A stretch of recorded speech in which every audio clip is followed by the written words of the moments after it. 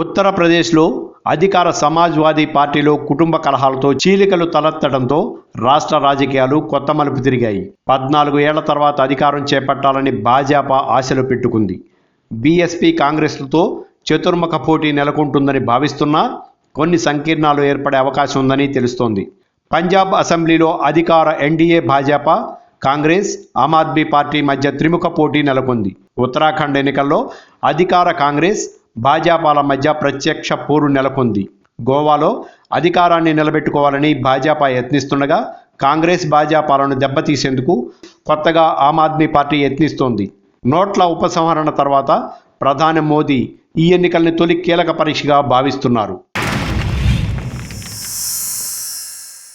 Like and subscribe Eagle Media Works.